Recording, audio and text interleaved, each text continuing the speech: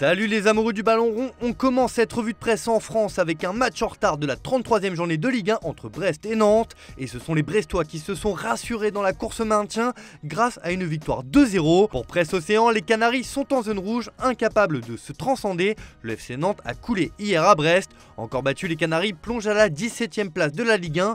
Ils sont relégables à 5 journées de la fin. Alors que Brest sort de la zone rouge et se place en 14e position, l'équipe tire la sonnette d'alarme et indique dans ses pages intérieures que cette fois Nantes y est. Une réaction est donc attendue ce week-end pour le match de la peur contre Strasbourg. On file en Angleterre où ça jouait aussi hier soir en match en retard de la 28e journée de Premier League et un homme a marqué cette soirée de son empreinte en entrant un peu plus dans l'histoire du championnat anglais, c'est Erling Haaland. Le Norvégien a largement participé à la victoire de Manchester City contre West Ham 3-0 avec un nouveau but. Record battu placarde le Manchester Evening News sur une superbe couverture car le Cyborg a inscrit son 35e but de la saison en Premier League, ce qui lui permet de battre officiellement le record de buts inscrits en un exercice depuis le début de l'ère Premier League, soit depuis la saison 1992-93. Il était détenu par deux buteurs, Andy Cole et Alan Shearer, s'étant arrêté à 34 buts avec Newcastle en 1993-94 pour le premier et Blackburn la saison suivante pour le second. Pour The Guardian, c'était encore une soirée spéciale pour le Norvégien, mais aussi pour Pep Guardiola, car le but en fin de match de Phil Foden est le 1000e inscrit depuis que l'Espagnol est sur le banc des Citizens. Une sacrée performance, ce qui fait dire aux Daily Star qu'on assiste à la crème de la Premier League. Un mot aussi sur la victoire de Liverpool 1-0 contre Fulham. Comme le note le tabloïd, les Reds peuvent remercier Mohamed Salah qui part à l'assaut d'une qualification en Ligue des Champions la saison prochaine. En Espagne, la 33e journée de Liga battait son plein également hier soir et on a assisté à une manita de l'Atlético de Madrid en pleine bourre en cette fin de saison. Les hommes de Diego Simeone ont largement dominé Cadiz 5-1.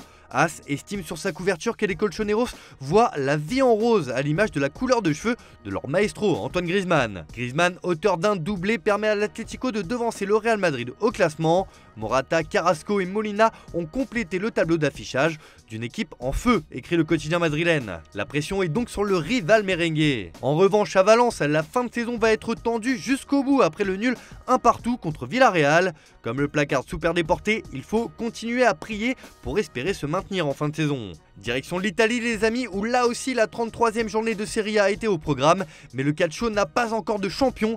Et oui, le sacre du Napoli a été retardé par la victoire de la Lazio 2-0 face à Sassuolo.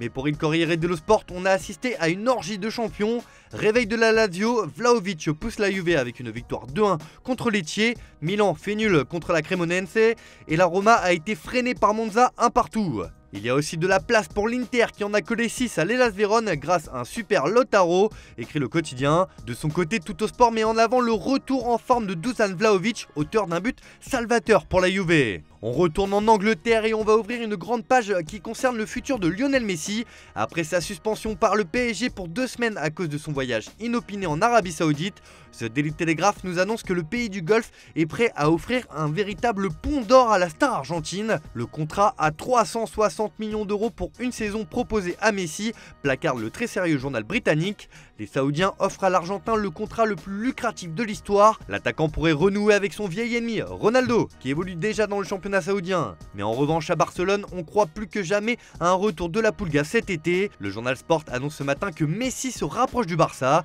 Le média catalan nous livre même les détails de la proposition barcelonaise pour convaincre la Pulga de revenir 2 ans après son départ. Le Barça doit maintenant faire un geste et respecter le fair play financier de la Liga pour pouvoir le recruter. Joan Laporta a déjà une offre prête, 25 millions d'euros par saison et 2 ans de contrat. De son côté, Mundo Deportivo rapporte que la décision de Messi de ne pas prolonger avec le PSG date d'il y a un mois. Et selon nos informations, le club Blaugrana est optimiste pour faire revenir son idole.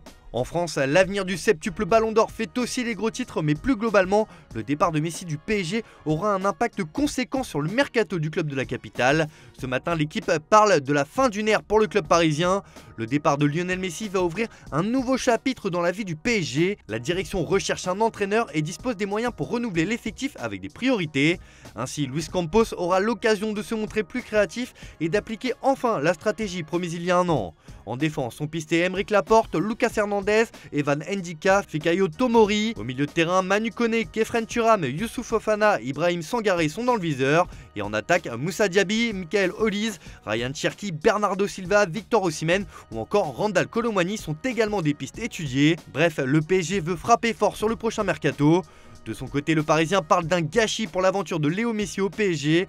Et cela se termine mal puisque l'Argentin a été pris à partie hier par les supporters du club réunis devant le siège à Boulogne-Billancourt. De violentes insultes ont fusé, alors le club a décidé de communiquer et ainsi déclarer qu'il condamnait avec la plus grande fermeté les agissements intolérables et insultants d'un petit groupe d'individus qui ont eu lieu ce mercredi. Quels que soient les différends, rien ne peut justifier de tels actes. Le club apporte tout son soutien à ses joueurs, à son encadrement et à toutes les personnes concernées par ces comportements honteux. Car oui, certains se sont même rendus au domicile de Neymar pour montrer leur colère et celle-ci ne risque pas de s'apaiser puisque le Brésilien a liké des posts Instagram qui font polémique. Il a en effet liké une photo de lui et Messi sous le maillot du FC Barcelone publié par le média brésilien TNT Sport où il était écrit « Supporters, on sait que vous pensez la même chose, ils étaient très heureux à cette époque » ou encore celui où les supporters du PSG sont pointés du doigt.